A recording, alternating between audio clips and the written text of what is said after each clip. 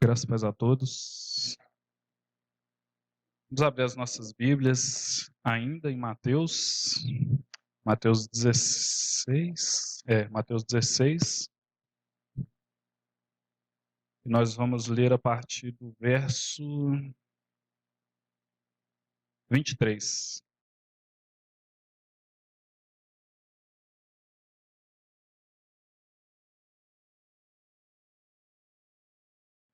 Mateus 16, verso 23.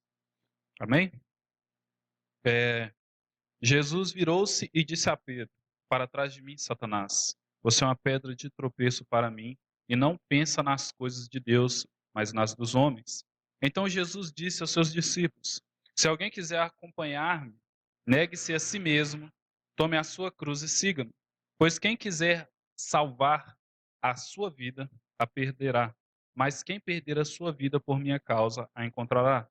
Pois que adiantará o homem ganhar o mundo inteiro e perder a sua alma? Ou que o homem poderá dar em troca de sua alma? Pois o Filho do Homem virá na glória de seu Pai, com os seus anjos, e então recompensará a cada um de acordo com o que tenha feito. Garanto a vocês que alguns dos que aqui se acham não experimentaram a morte antes de verem o Filho do Homem vindo em seu reino. Amém? Vamos orar? Senhor, meu Deus, meu Pai, obrigado pelo teu amor, pela tua misericórdia, pelo teu Espírito Santo nesse ambiente, pelo teu Espírito Santo neste lugar.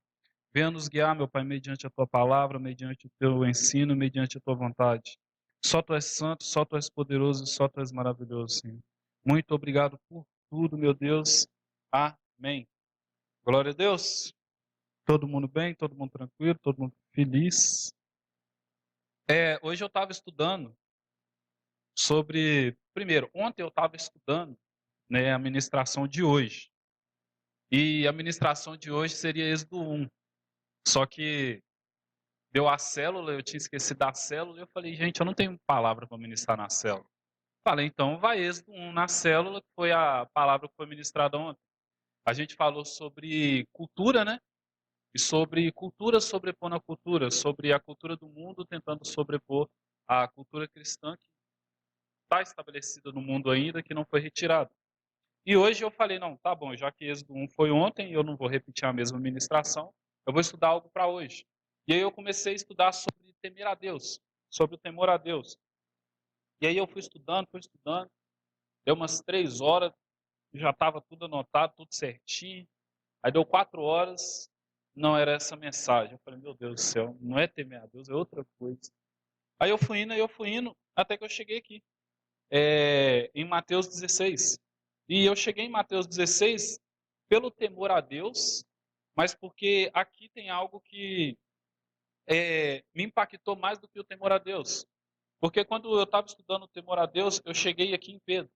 E eu cheguei em Pedro, e aqui é a passagem onde Jesus pergunta para os apóstolos, e o que as pessoas estão falando, quem eu sou?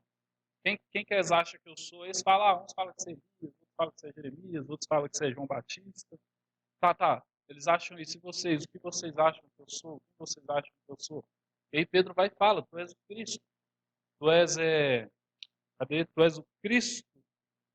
Tu és o Cristo, o Filho do Deus vivo. Na minha tradução está escrito, tu és o Messias. Porque Cristo e Messias, né? Cristo seria Messias vindo do grego. Tu és o Messias, o Filho do Deus vivo. Aí Jesus diz, não, você é feliz, bem-aventurado, porque não foi de homem nenhum que te revelou, mas isso é do próprio Espírito Santo. Então, aqui em Pedro, a gente vê Jesus elogiando Pedro. E no meu estudo, Pedro tem esse temor a Jesus, e esse temor levou ele a essa parte, a falar isso. E aí Jesus começa a falar sobre o que vai acontecer com ele a partir do 21. E quando Jesus fala que ele vai sofrer a morte, quando Jesus fala que vai passar por tantas tribulações e por tantas coisas para que se cumprisse a vontade do Pai, Pedro diz, nunca, Senhor, isso nunca te acontecerá. Aí Jesus vira para Pedro e fala, para trás de mim, Satanás, você é uma pedra de tropeço para mim e não pensa nas coisas de Deus, mas nas coisas do homem. Então, em um momento, Pedro fala uma coisa e essa coisa que Pedro diz é confirmada e ele é abençoado. Em outro momento, Pedro diz mais uma coisa e nesse momento, Pedro praticamente é amaldiçoado, para trás de mim, Satanás. E nisso aqui eu falei, nossa, gente, que dor horrível que Pedro deve ter sentido, porque no mesmo momento de ser elogiado, você é xingado. É tipo trabalhar com seu pai, ele fala, pega a furadeira, você traz uma pá, ele burro, burro, burro, entendeu? Você tá feliz em estar lá, mas tipo, é meio complicado porque você está sendo ofendido e xingado. E aí eu vi isso, eu falei, não, mas a partir do verso 24 para frente, que o Senhor começou a falar comigo. Que é, então Jesus disse aos seus discípulos, se alguém quiser acompanhar-me, negue-se a si mesmo, tome a sua cruz e siga-me. Pois quem quiser salvar a sua vida, perderá. Mas quem perder a sua vida por minha causa, a encontrará. E eu sempre li esse versículo com Jesus jogando para os outros. E eu nunca olhei para esse versículo com Jesus falando sobre ele mesmo. Ele falando sobre que ele está negando a si mesmo, que ele vai tomar essa cruz e que ele vai seguir com essa cruz e que ele não vai fazer isso que Pedro está falando, que seria salvar a vida dele. Não, ele vai continuar nesse caminho, porque continuando nesse caminho vai haver salvação.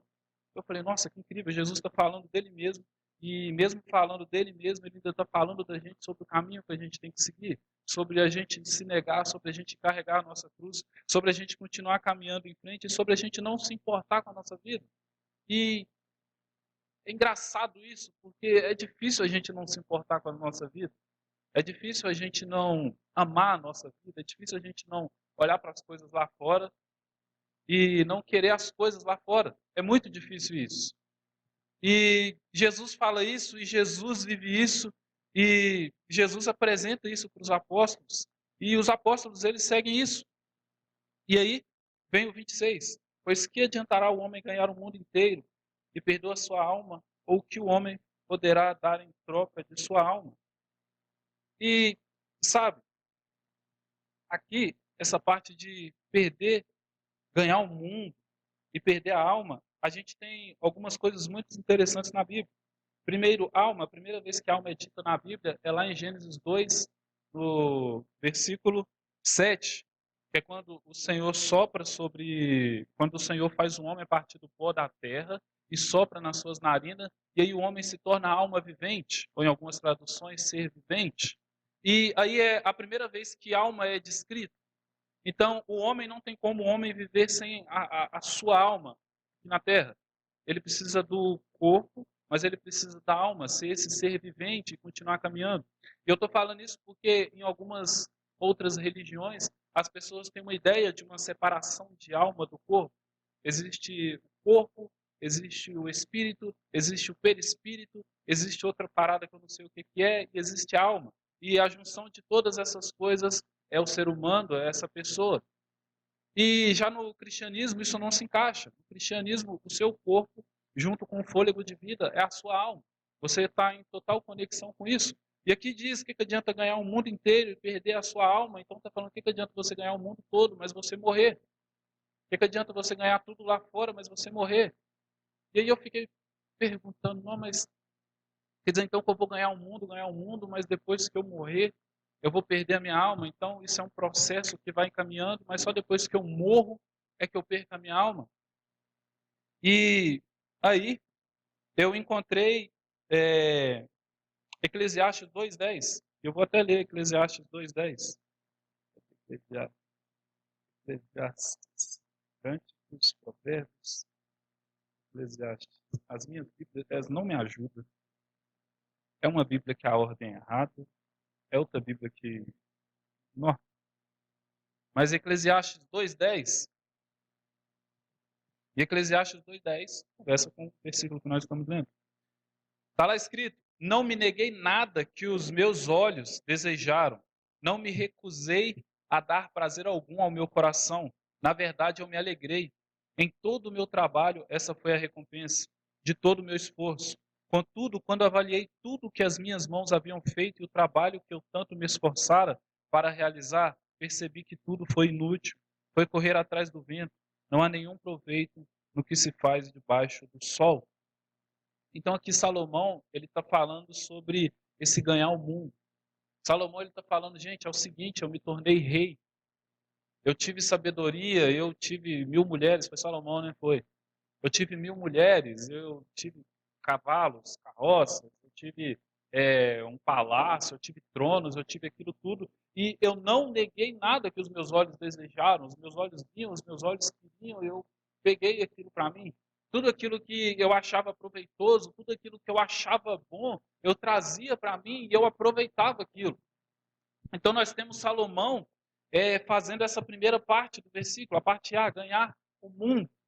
E Salomão ele está aqui dizendo tudo o que ele sentiu a ganhar o mundo, que é perceber que tudo foi inútil, foi correr atrás do vento, não há nenhum proveito no que se faz debaixo do sol. E o pastor ele estava falando aqui sobre esses tesouros, né? Sobre esse tesouro no céu. A gente juntar tesouros no céu, a gente não ficar somente olhando as coisas aqui de baixo, querendo somente as coisas daqui de baixo. E a gente acha que isso é bobeira, porque a gente tem uma visão grega das coisas. A gente quer as coisas daqui de baixo. A gente quer um carro, a gente quer uma casa, a gente quer o melhor, sei lá, roupa, celular, essas coisas. A gente quer as coisas daqui de baixo. E a gente tem a visão consumista, não digo nem capitalista, mas a gente tem a visão consumista de que quanto mais coisas a gente agrega para a nossa vida, mais feliz nós vamos ser. Quanto mais coisas a gente tiver, mais bem a gente vai viver, mais prazeres a gente vai sentir. E eu não digo que a gente não vai sentir prazeres, a gente vai sim sentir prazeres tendo essas coisas. Só que vai chegar um momento onde todas essas coisas vão ser como o vento. Como o próprio Salomão diz, a gente vai estar juntando vento, juntando vento, juntando vento, só que vai chegar um momento onde essas coisas se vão, onde a alegria dessas coisas se vão, onde o desejo dessas coisas se vão. Quantas vezes a gente não quis tanto algo, tanto, tanto, tanto, tanto, tanto, aí chegou um momento onde a gente conquistou e aquilo não teve mais graça, não foi mais legal. É a prancha do Hot Wheels, do tubarão lá, que eu sempre quis, que eu via lá, o Yudi anunciando no Bom Dia e Companhia, eu sempre quis aquilo. Nunca tive. Mas se eu tivesse, será que eu ia achar tão legal quanto eu achava na televisão? Não, ia chegar um momento onde aquilo para mim tanto faz. Eu lembro uma vez que eu pedi minha mãe, eu vi um ônibusinho, sabe aqueles ônibus, que esse trem era feio demais. E você colocava a pilha, ele fazia uns barulhinhos, tinha uma luzinha, ficava girando assim, rodando. Eu pedi minha mãe. A minha mãe fez de tudo para comprar um ônibusinho para mim. A minha mãe comprou o ônibus. Eu ganhei o ônibus. Diz minha mãe que o ônibus não durou 2 semanas porque eu quebrei o ônibus, porque eu queria ver as pessoinhas que tinha dentro do ônibus. Entendeu? Então, tipo, na primeira semana, nossa, meu ônibus é legal demais, tá andando e girando para um lado e para o outro. Na segunda semana eu, tá legal, mas acho que dá para melhorar. Né? Sabe? E os desejos é assim, eles vão afunilando até que chega um ponto, até que chega um ponto onde a gente mesmo destrói esse desejo. Onde chega um ponto onde esse desejo, ele se torna tão chato, ele se torna tão sem graça, que a gente não quer mais ele. E tanto faz se ele se quebra, se ele não se quebra, se ele se mantém, se ele se não mantém, porque tanto faz. Tanto faz. E Salomão, ele está aqui, ele é esse homem que ganhou o mundo inteiro. Ele é esse homem que ganhou tudo, esse é o homem que ele foi reconhecido. Só que quando chega nesse momento, ele fala, gente, é o seguinte, tudo foi inútil. Tudo foi inútil. Talvez se eu não tivesse ganhado todas essas coisas, talvez eu teria até mais alegria do que eu tenho tendo tudo isso. Talvez eu estaria muito melhor do que eu estou agora se eu não tivesse todas essas coisas. E aí a gente vê que a alma de Salomão, ela não estava nessas coisas. Ela não estava. E pela psicologia, literalmente pela psicologia, perder a alma é fragmentar a alma enquanto a pessoa está viva. Na nossa visão cristã, perder a alma é a alma ir para o inferno. A gente morrer e a alma ir para o inferno. Mas pela psicologia é fragmentar a alma. Como que se fragmenta a alma? Uma vez eu sofri uma decepção amorosa lá quando eu tinha 14 anos. E aí eu perco um pouco da minha alma lá. Eu perco um pouco dela lá e ela fica lá. Aí aconteceu tal trauma e aconteceu não sei o que, eu perco um pouco da minha alma lá. Foi uma desilusão não sei aonde, foi um não que eu ouvi ali, foi uma briga que aconteceu ali, aquilo outro, e a gente vai fragmentando a nossa alma. Até que chega um ponto onde a gente perde a nossa essência e a gente perde quem nós somos. Pela psicologia, esse é o perder a alma. Esse é o se perder ao ponto de você não ser mais quem você devia ser. E se a gente colocar a psicologia aqui em Salomão, a gente vê que ele foi perdendo a alma a cada conquista. Eu queria tanto aquilo, ganhei, mas nossa, sem graça. Eu queria tanto outra coisa, ganhei, mas sem graça. Sabe, a junção de todas as decepções foram fragmentando a alma de Salomão. O ganhar o mundo foi fragmentando essa alma, foi fazendo ele perder essa alma. Tá, mas tudo bem. Esse é o ganhar o mundo. Mas o ganhar o mundo é perder a alma, é fragmentar a alma. Mas se é isso, então para que a nossa alma? Para que serve a nossa alma? Qual é esse movimento da nossa alma? É como eu falei lá em Gênesis 2, 7, é quando nós somos criados. Quando nós somos criados, a primeira coisa que nós contemplamos é o próprio Deus. Então nós temos a noção e a ciência que a nossa existência é uma existência para contemplar a Deus, para adorar a Deus, para amar a Deus, para olhar para Ele e contemplar quem Ele é. Esse é o propósito da nossa alma, esse é o propósito da nossa vida. E se a gente caminha um pouco e vai lá em Salmo 103, a gente vê essa ação da alma. Estou falando.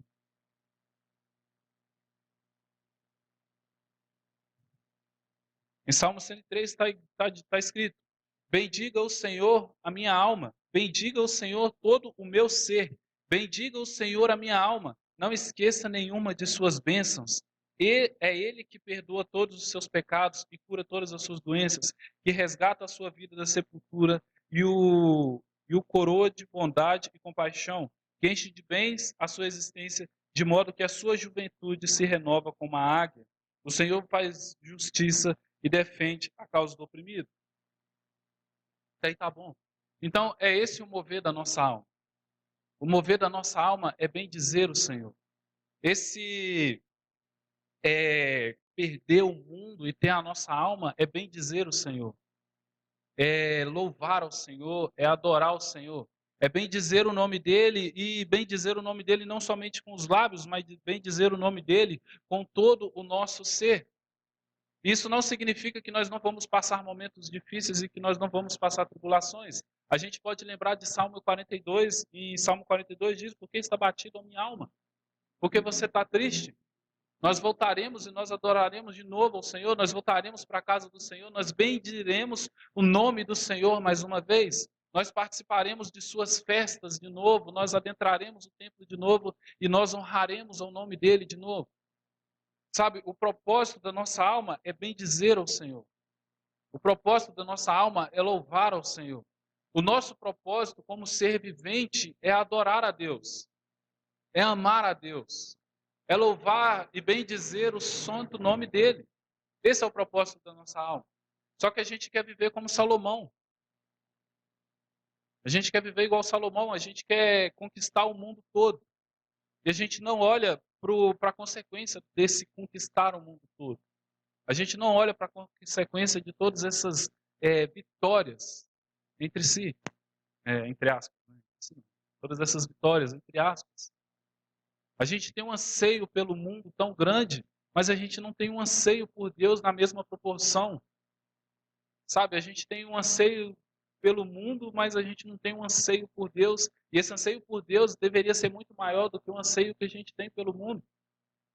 Sabe, o mundo, ele vai literalmente negar a gente. O mundo vai nos jogar fora. O mundo ele não se importa com a gente. Sabe, a gente está aqui de passagem. Daqui a 100 anos todo mundo aqui está esquecido. Nem a Beyoncé vai ser lembrada daqui a 100 anos. A verdade é essa. Todo mundo vai ser esquecido. E nesse curto período de tempo onde a gente vive, a gente vai tentar conquistar o mundo, só que a gente não faz parte do mundo e a gente não vai continuar aqui. A gente não vai permanecer aqui. Todos nós vamos morrer. Todos nós vamos, sei lá. E o que vai permanecer mesmo é o que a gente vai fazer com esse sopro de vida que o Senhor nos entregou. O que vai permanecer é o que a gente fez para Ele. Como que a gente se moveu para Ele. Sabe, talvez as pessoas lá fora nunca saibam o que a gente fez aqui dentro. Os louvores que nós cantamos, as palavras que nós pregamos, as risadas que nós demos. Quantas vezes a gente abriu a Bíblia, quantas vezes a gente ceiou, quantas vezes a gente orou, quantas vezes a gente abriu aqui e acendeu a luz e começou a cultuar e começou a louvar o nome do Senhor. Talvez ninguém nunca saiba, mas o Senhor sabe cada uma das vezes. O Senhor se alegrou cada uma das vezes.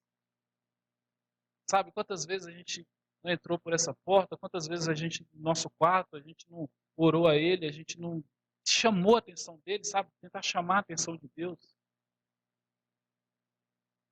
Falar, Senhor, eu quero subir um nível a mais, Senhor. Ou, Senhor, eu estou bem aqui, mas eu preciso de um abraço, eu preciso de uma palavra sua.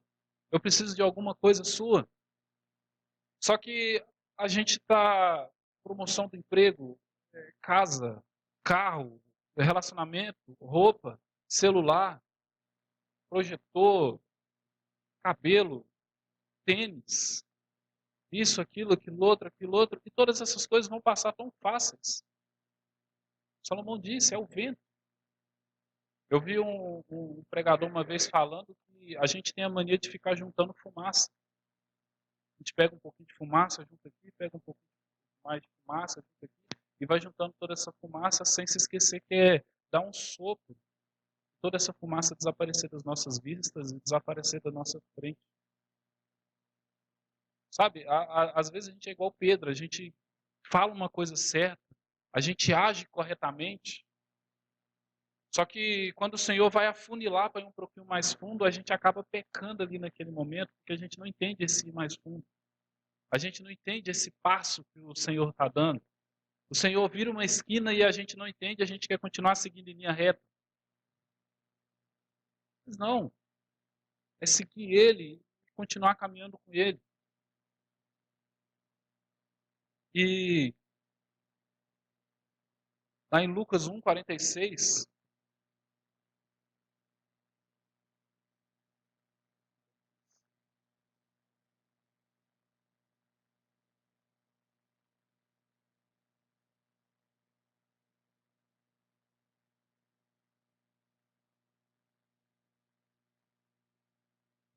Lucas 1,46, então disse Maria, minha alma engrandece ao Senhor, e o meu espírito se alegra em Deus, meu Salvador, pois atentou para a humildade da sua serva, de agora em diante todas as gerações me chamarão bem-aventurado.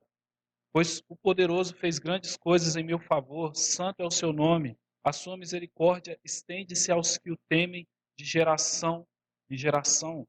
Ele realizou poderosos feitos com seu braço, dispersou os que são soberbos no mais íntimo do coração. Derrubou governantes dos seus tronos, mas exaltou os humildes.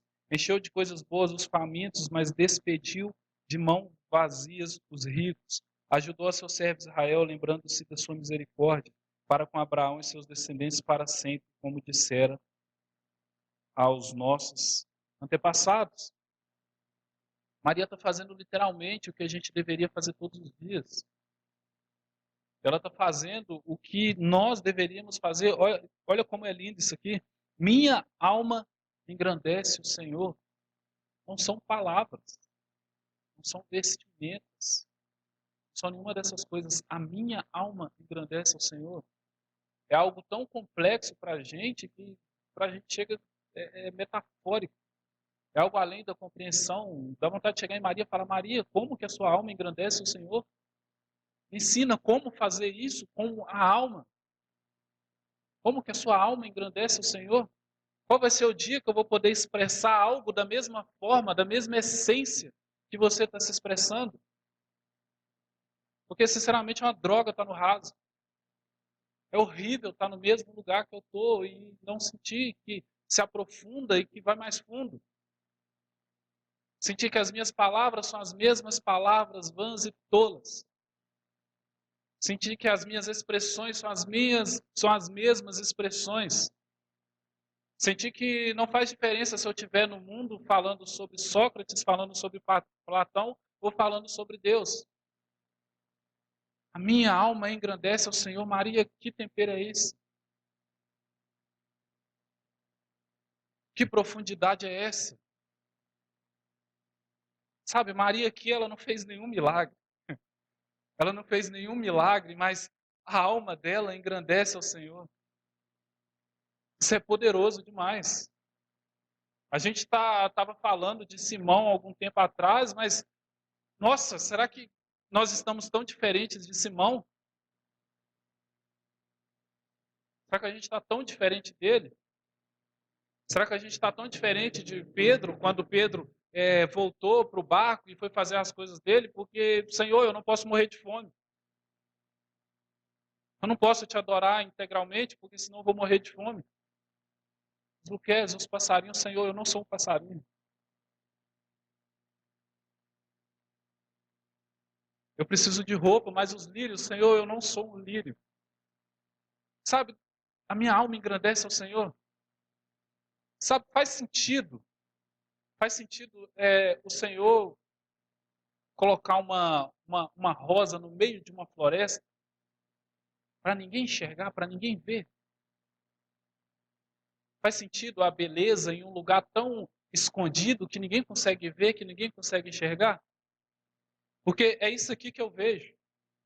A minha alma engrandece ao Senhor, é como uma rosa numa floresta. Deus abençoe. O que eu vejo, minha alma engrandece ao Senhor, é uma rosa numa floresta onde nenhum ser humano vai conseguir chegar.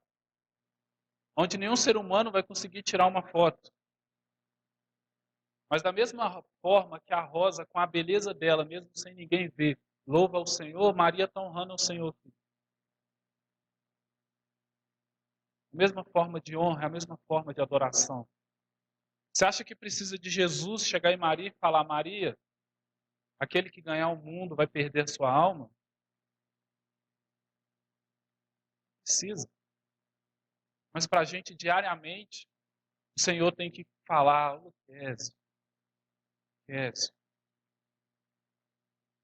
você ganhar o mundo, você vai perder a sua alma. Diariamente. A minha alma engrandece ao Senhor, eu me sinto humilhado. E meu espírito se alegra em Deus, meu Salvador. Maria está passando por uma coisa aqui que, meu Deus, o meu espírito se alegra em Deus, meu Salvador. Quantos que não vêm aqui obrigados? Quantos que não vão em tantas outras igrejas obrigados? Quantos que não vão simplesmente por questão de amizade, simplesmente por vínculo familiar? Quantos que não vão porque tem um cargo, porque, sei lá, faz alguma coisa? Quantos que não vão? Meu espírito se alegra no Senhor. Seu espírito está alegre na presença do Senhor? Seu espírito está feliz na presença do Senhor?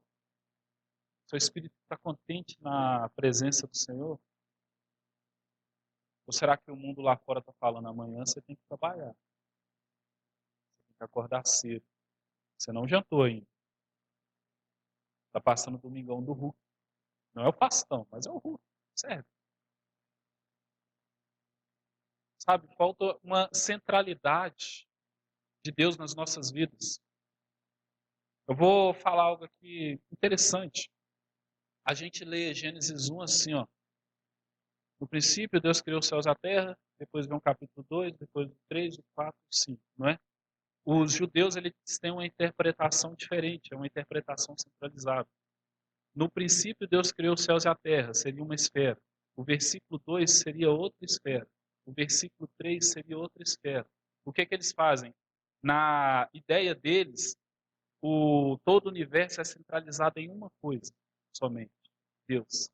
Então não tem como eles lerem algo sendo uma linha contínua. Eles só conseguem ler algo centralizando Deus. O templo, como que o templo é? Tem o pátio, depois do pátio tem mais um lugar, depois desse lugar tem onde os sacerdotes sacrificam, e depois tem o Santo dos Santos no meio do templo. Sabe, na própria cultura, na própria construção do templo, há uma centralidade em Deus, há uma centralidade do Santo dos Santos dos Santos de Deus, da presença de Deus, de onde Deus habita. Na leitura de Gênesis 1, há uma centralidade, porque Deus está ali nesse princípio. E porque Deus está ali nesse princípio, a gente não pode jogar esse princípio para lá e começar a ler as outras coisas. Não, isso é central. na nossa interpretação bíblica, sendo central na nossa interpretação bíblica, a Bíblia vai se expandir a partir do verso 1. Ela não vai caminhar cronologicamente, mas ela vai se expandir. Só que a gente lê no princípio, depois a gente ignora o princípio e vai para outro verso. Ignora isso, vai para outro. Na nossa vida também é da mesma forma, a nossa vida do tempo. A gente não entende que o Santo dos Santos é o centro de tudo, que a presença do Senhor na nossa vida é o centro de tudo. Não. Tem um lugar de se limpar que é aqui. Depois daqui, eu vou para o sacrifício. Depois do sacrifício, eu vou para o lugar dos levitas, da adoração. Depois dali, eu vou para tal lugar. E no final, eu vou para o Santo dos Santos. Não. O Santo dos Santos é central.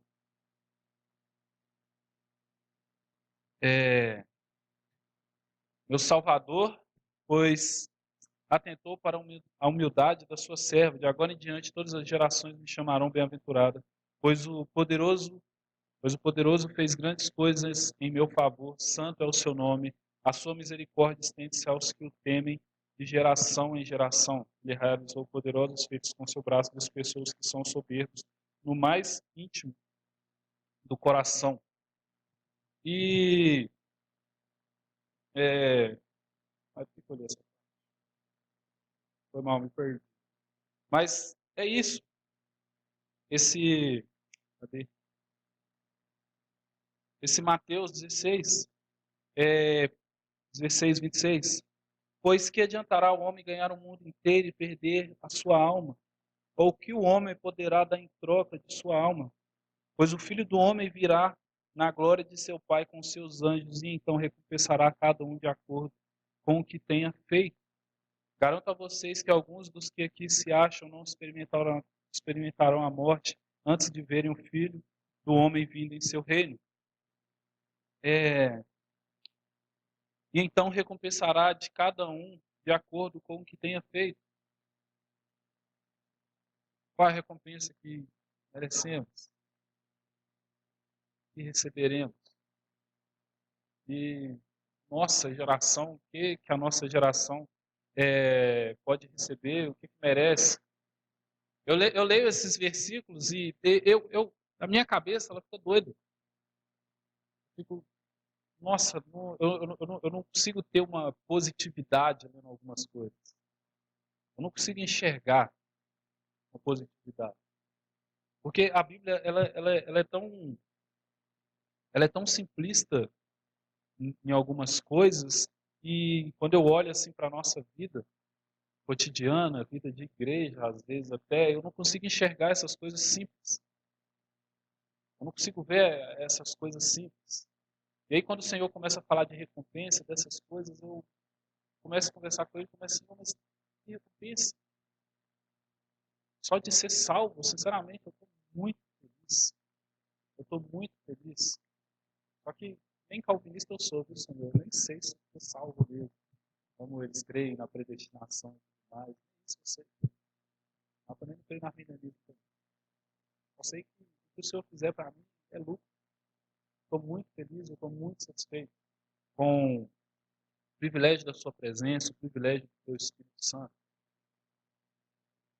É aquela consciência de, Senhor, eu estou aqui para te louvar, eu estou aqui para te adorar, eu estou aqui para bendizer o teu santo nome.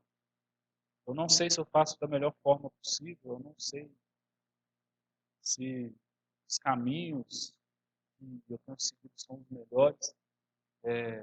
Tento te ouvir da melhor forma possível, leio a sua palavra, mais estudo, já que eu baixo o livro no celular e fico ouvindo, mas é o que eu consigo fazer. E sei ser recompensado por fazer menos do que o mínimo, me incomoda tanto, me incomoda tanto. E aí eu leio as coisas como Maria, nossa, isso é assustador. Eu leio Jeremias, é assustador. A gente leu sobre a Galeria da Fé, lá na casa da avó Luísa, e simplesmente são fé de pessoas assustadoras, assustadoras. E aí a gente vai se colocar ali e a gente vê que, nossa, eu estou muito distante. Eu estou muito longe disso. Estou em outro patamar, literalmente, só que o patamar para baixo. E aí o Senhor vem, quem ganhar o mundo, aquele que, o que vai adiantar se ganhar o mundo inteiro e perder sua alma? Eu, sinceramente, eu acho que nem quero o mundo mesmo.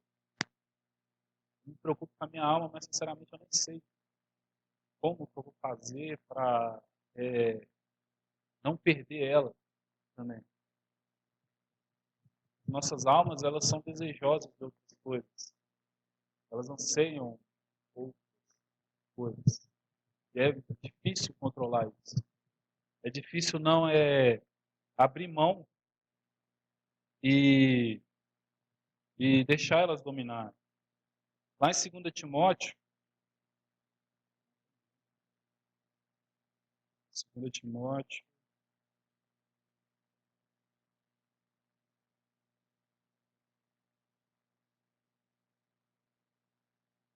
2 Timóteo 4,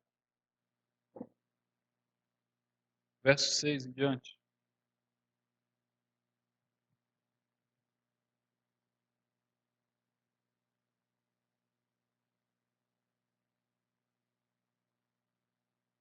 Eu já estou sendo derramado como oferta de bebida.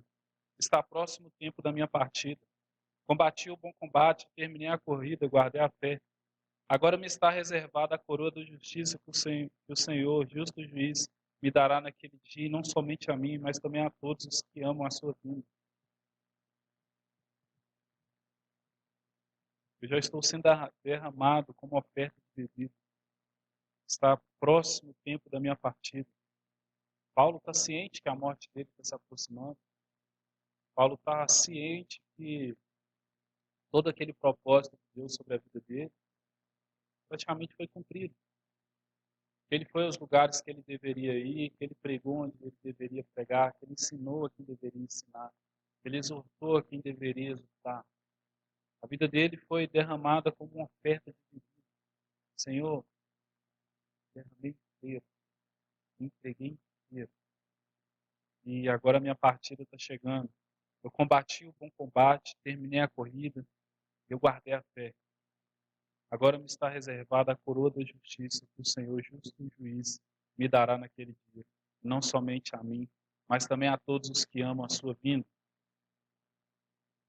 Paulo é mais um. Toda vez que eu leio, eu fico assim, meu Deus. Ciente da morte, ciente do fim. E imagina você poder dizer, eu combati um bom combate. Senhor, eu lutei bravamente todas as lutas que eu tinha que batalhar. Eu briguei onde eu tinha que brigar. Eu vi um testemunho de um pastor, ele falando que desde os 5 anos de idade dele, ele ia na igreja com a avó dele, que a avó dele fazer alguma coisa na igreja. Desde os 5 anos de idade dele, ele ia na igreja. Que ele nunca viveu fora da igreja.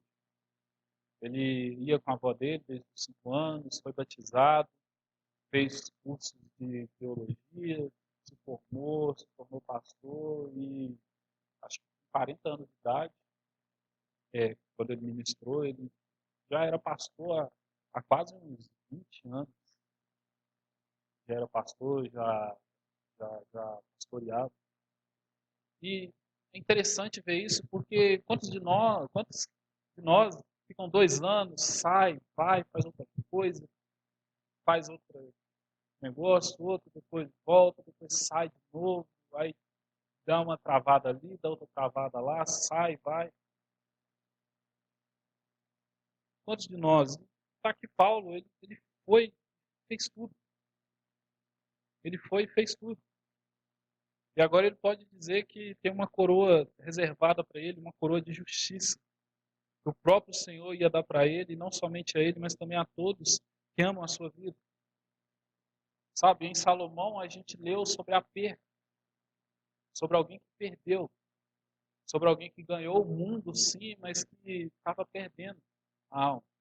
A gente sabe que no final da vida de Salomão, idolatria desgraçada que ganhou, mas perdeu. E aqui a gente tem Paulo que entregou tudo. Entregou tudo. Então, a visão humana perdeu tudo.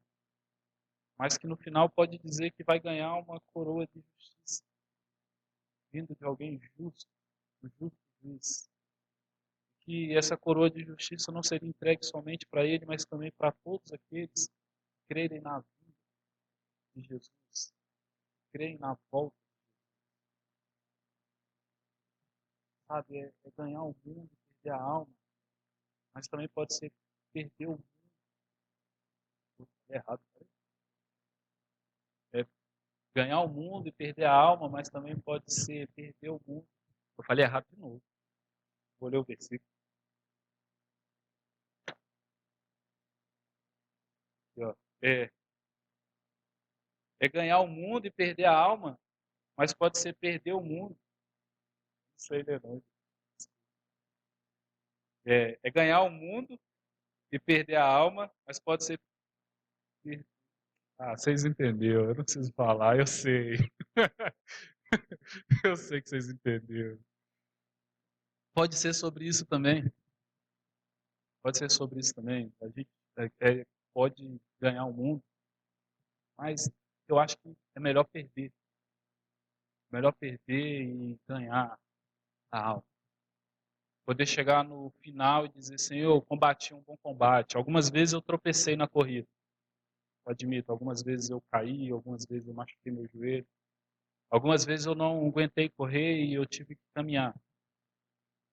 Mas eu cheguei, eu lutei um bom combate. Na nossa geração e nas gerações que vão se suceder, Senhor, eu fui censurado. Senhor, eu fui cancelado.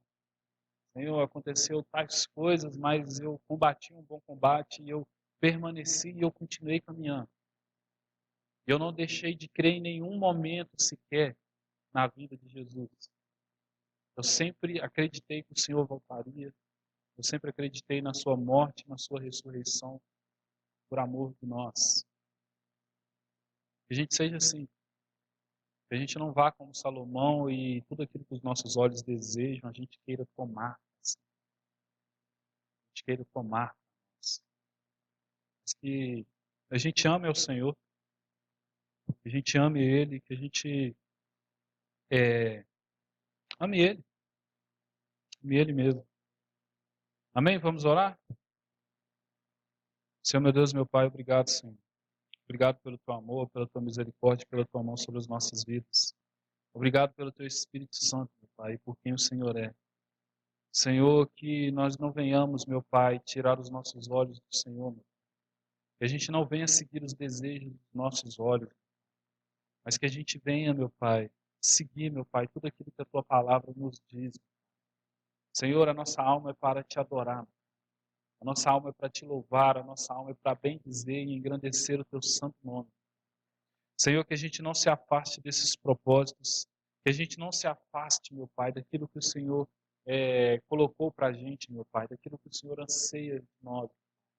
Mas que a gente permaneça, meu Pai, nesse combate, que a gente permaneça nessa corrida, meu Pai. Que a gente vá até o fim, meu Pai. Que a gente se derrame como Paulo se derramou, meu Pai. Para que o Senhor seja louvado, para que o Senhor seja exaltado, para que o Senhor seja reconhecido como o único santo, o único separado, meu Pai, de todos, meu Pai. Nós amamos quem o Senhor é, meu Pai. Senhor, que aquilo que a gente venha ganhar, meu Pai, seja tudo aquilo que provém do Senhor, meu Pai. Nada que provenha do mundo, meu Pai, mas que provenha do Senhor, meu Pai. Que nós venhamos caminhar debaixo da Tua santa misericórdia, debaixo da Tua graça, meu Pai, debaixo do Teu amor. Muito obrigado, meu Pai, mais uma vez por tudo, meu Pai. Nós te agradecemos e te honramos, mediante o nome santo de Jesus. Amém.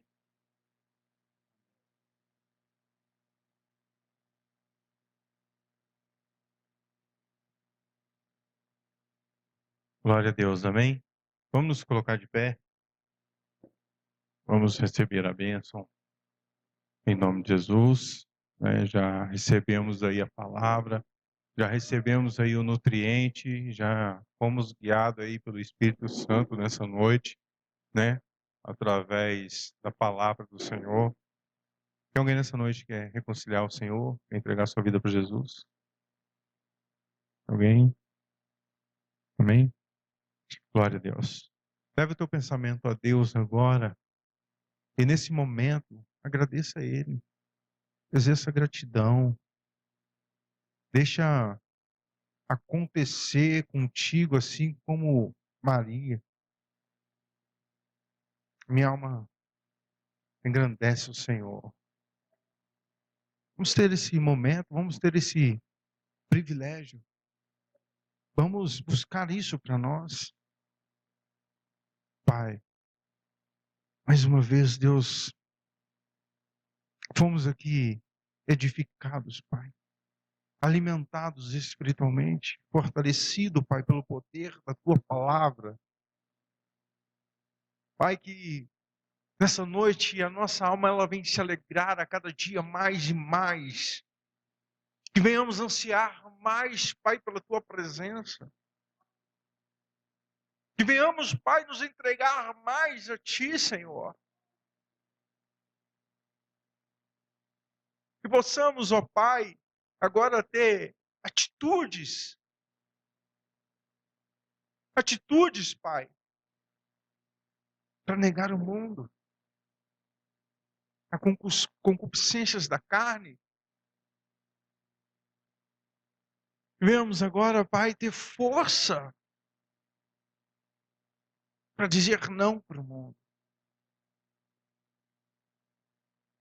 Venhamos ter coragem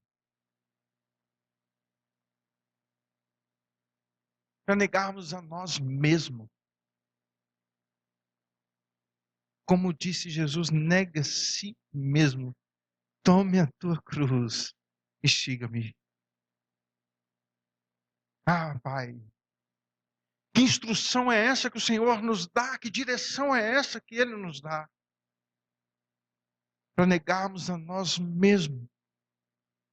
Podemos ver aí, Pai, que Salomão não negou.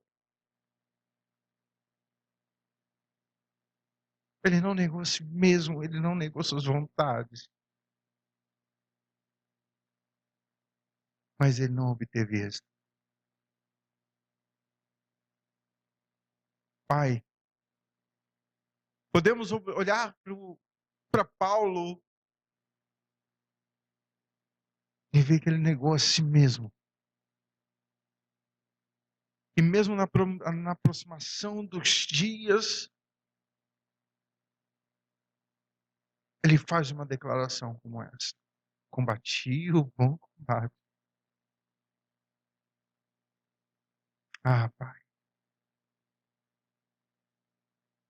guardei a fé. Ah, Senhor, que declaração é essa?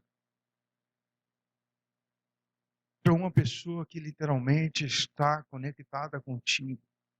Assim, Deus, nós queremos também, da mesma forma, estar nessa conexão, Pai. Que Maria esteve, que o apóstolo Paulo esteve. E ainda nessa noite, Pai, temos o privilégio da Tua palavra, da Tua essência, da Tua direção, dos Teus ensinos, dos Teus conselhos. Ah, Deus, muito obrigado, Pai. Muito obrigado, Senhor, para nos nortear mais uma vez. Nos dar direção, nos dar um rumo, nos instruir, abrindo os nossos olhos. Despertar, ó Pai, para cerca do que é necessário. Obrigado, Deus. Obrigado, Pai.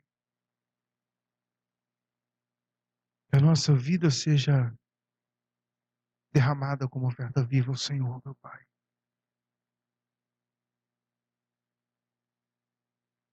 Sejamos entregues ao Senhor, Pai, não na superficialidade, não por parcialidade, mas por completo. E que o Senhor nos receba, Pai. Nos receba. E naquele dia, Pai, naquele dia, o nosso nome seja encontrado no livro da vida. Que o Senhor venha com a tua coroa de justiça sobre o alto da nossa cabeça. E que possamos todos os dias, Pai, externar para Ti, Pai, o amor, a gratidão, Pai. Em nome de Jesus. Que a bênção de Deus Pai, a comunhão do Espírito Santo Consolador, esteja em cada um de nós hoje e para todos sempre. E toda a igreja diz, amém. Ide em paz e que Deus os acompanhe. Em nome de Jesus.